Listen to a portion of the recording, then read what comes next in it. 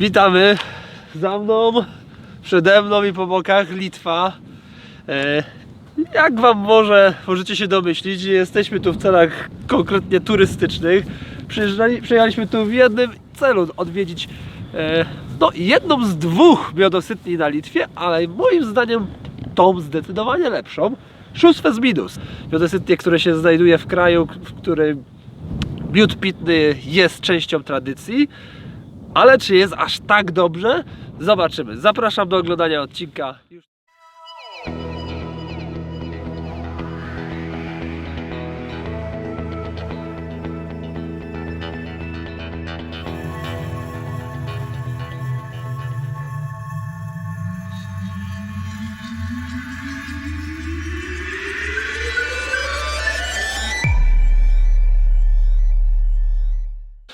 Tak jak mówiłem, Szóstwę z Midus.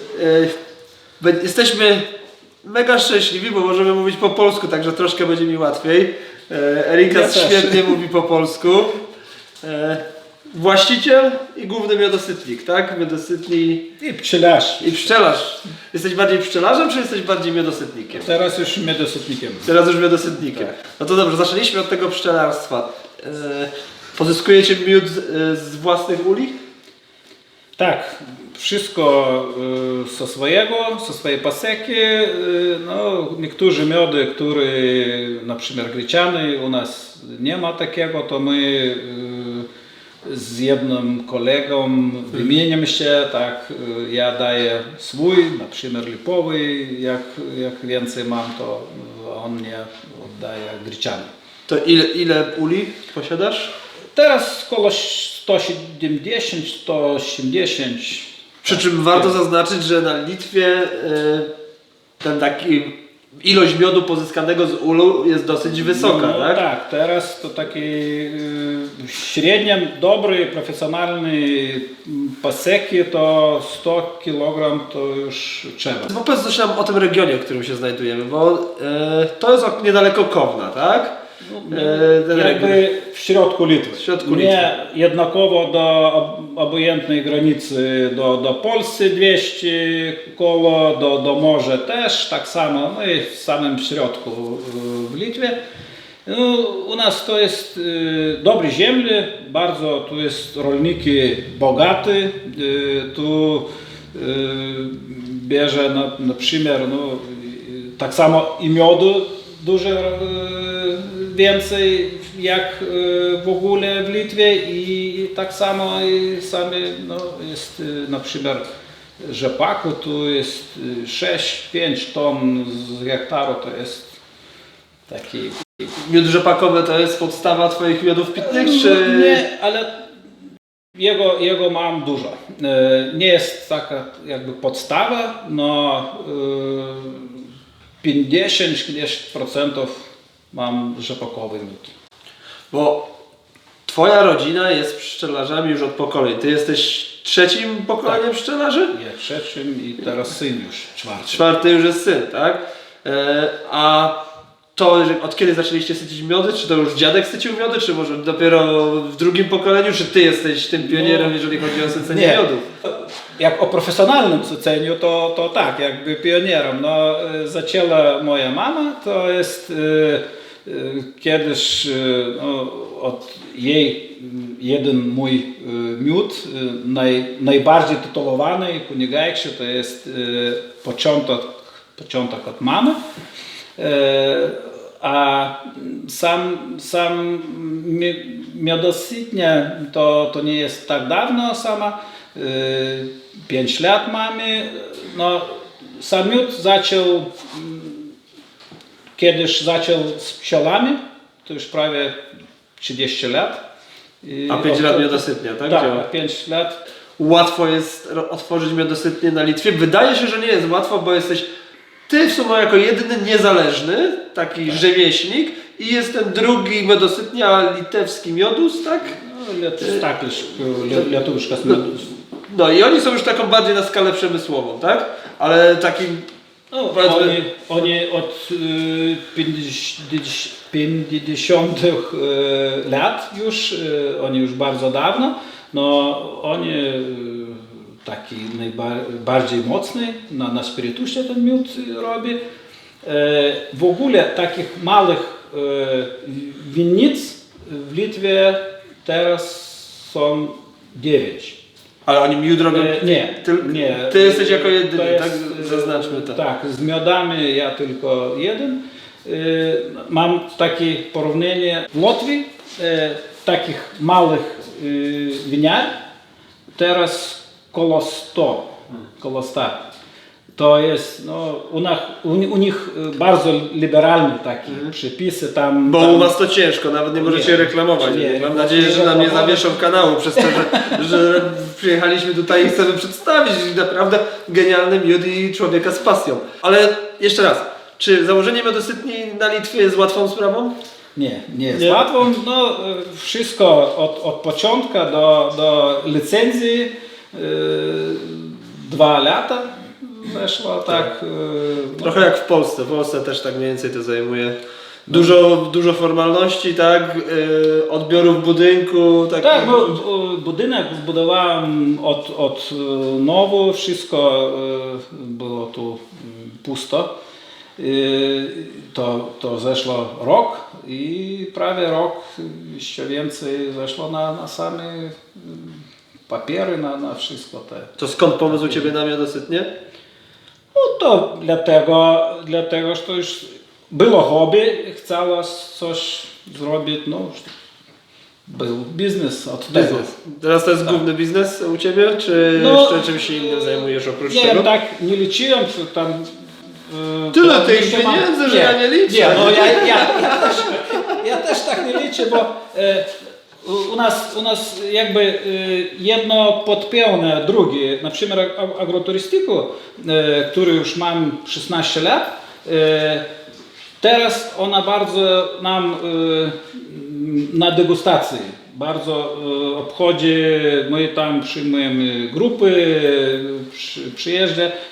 Bez agroturystyki teraz by było ciężko, gdzieś tam mieli, no najwięcej to mieli około 70 w jeden gości. Tak. Tu, na tym terenie? Nie, w agroturystyce w jeden raz. A maksymalnie w tamtym roku w jeden dzień mieli 320 osób. Tak. Wow. To był taki rekordowy dzień. Miodu masz dużo, to starczyło. A ile robisz, jaka produkcja miodu jest rocznie mniej więcej? No, nasza licencja do 10 ton.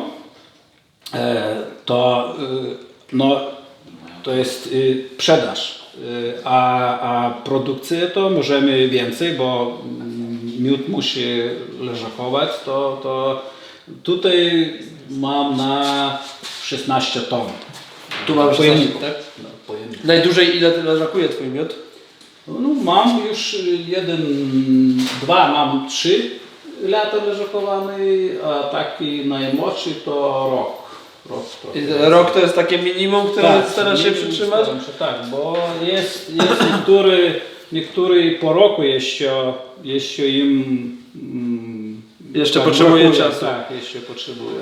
Na Litwie macie taki pewien problem. Miód pitny jest, mimo tego, że jest tradycyjnym trunkiem, często jest kojarzony z bardzo mocnym trunkiem, że miód pitny to jest 70 albo powyżej 50%. To prawda? Czy to są tylko prawda i to jest dlatego, że był jeden producent, który produkuje taki mocny miód i ludzie, tak zostało, tak? I ludzie jest stereotypa taki, to miód musi być mocny, to jest taki, trzeba bardzo ciężko zmienić taki pomysł. Nawyki takie. Tak, takie nawyki. To jaki to jest tradycyjny miód pitny na Litwie? Bo to jest trunek tradycyjny, tak? Tu zawsze był na tych ziemiach, tak? Tak jak w Polsce mieliśmy miód pitny, tak Litwa to był praktycznie przez tak długi okres jedno państwo. Tak, jedno państwo. Że to też był tutaj. Tradycji u nas, ja mówię, u nas w Litwie bardzo mało i receptów, i no mało. Ja bardzo dużo informacji z Polski, w ogóle z całego świata, bo nie ma żadnej tradycji, nie robienie, nie o To w domu też nie robią, jak pszczelarze nie robili? Bo u Ciebie w domu to było, tak? Mama robiła miód pitny, Ja tak? kiedyś myślałem, że to bardziej pszczelarzy dla siebie też miód pitny. No teraz nie tak więcej robili też mocny. Jakby zostało Zostało to trochę w miodu, świadomości. to robili dystylację. Okej, dobra.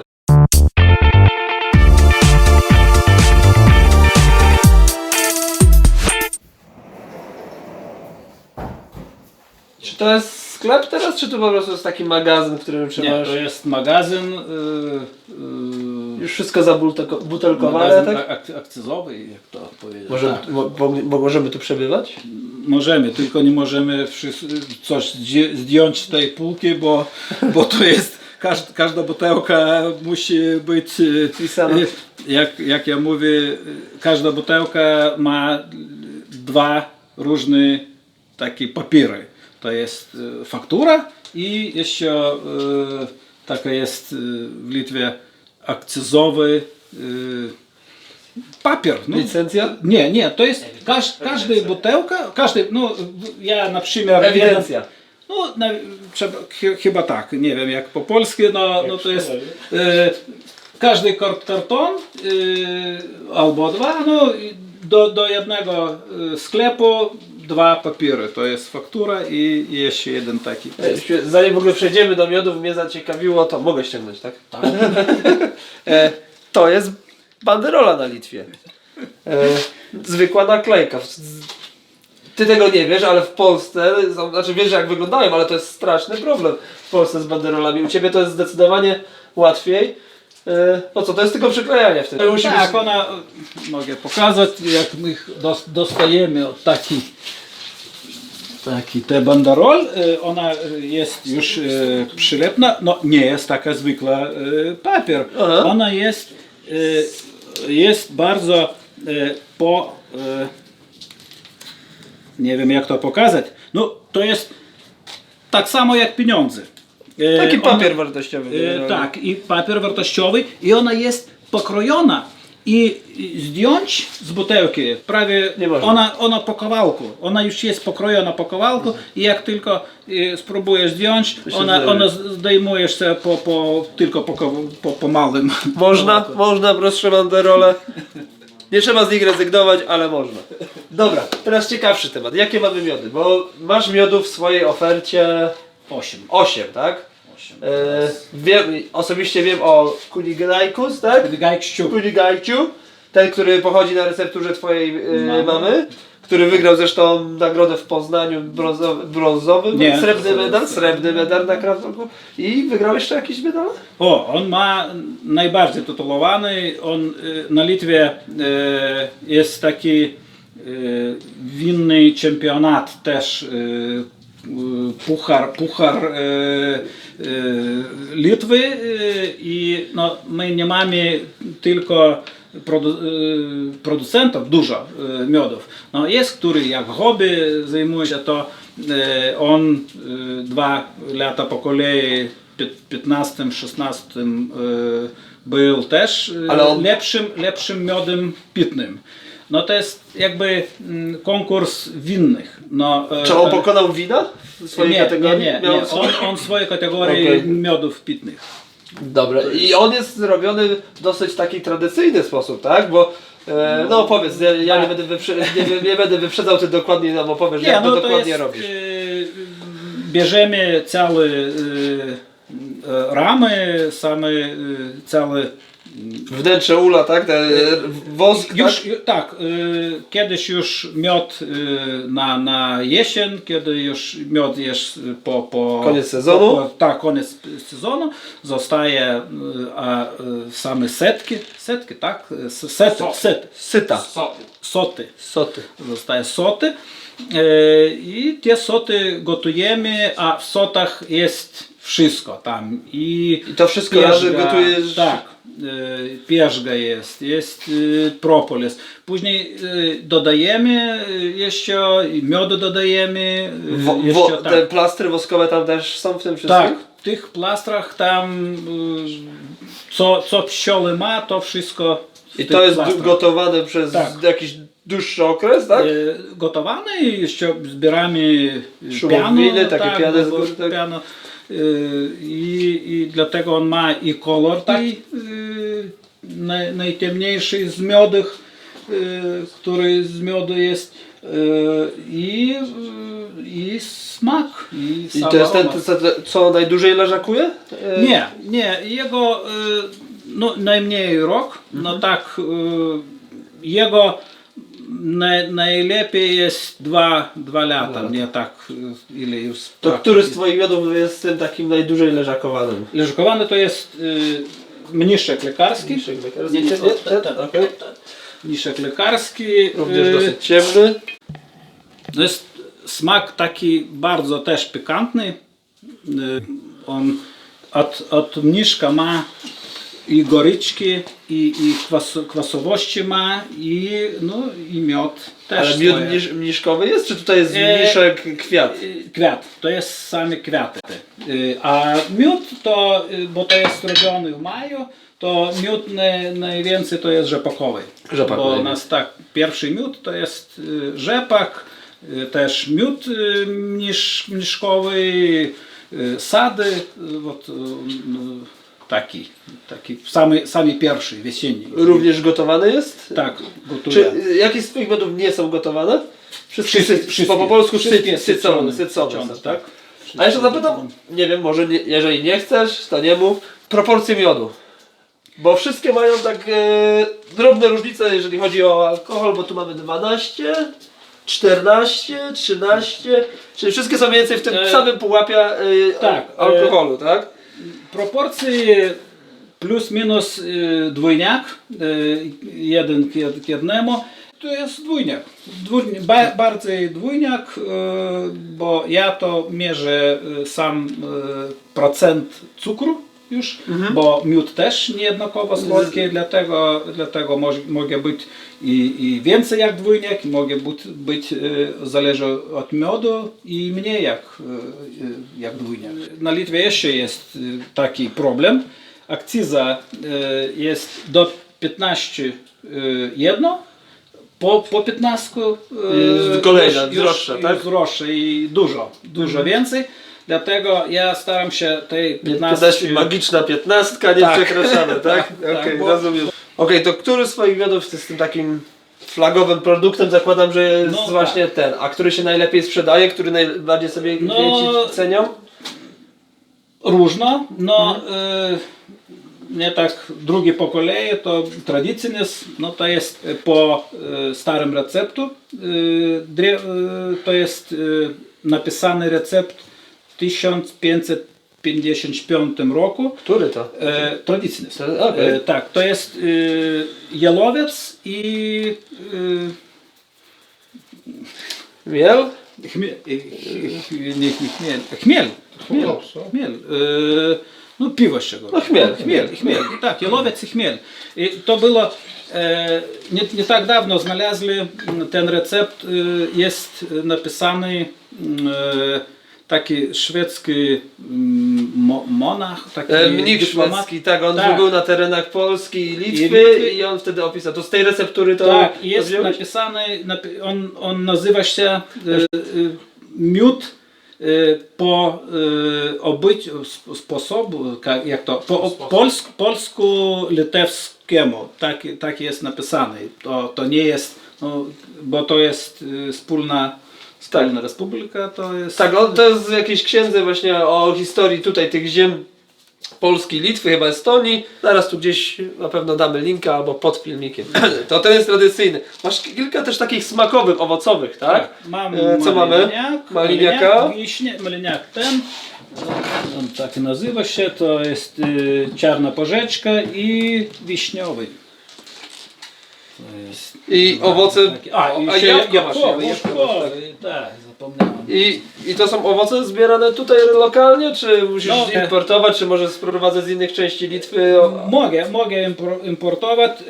Wiśnie przywiózł z Polski, bo u nas z wiśniami jest duży problem. Nie ma takich przemysłowych sadów,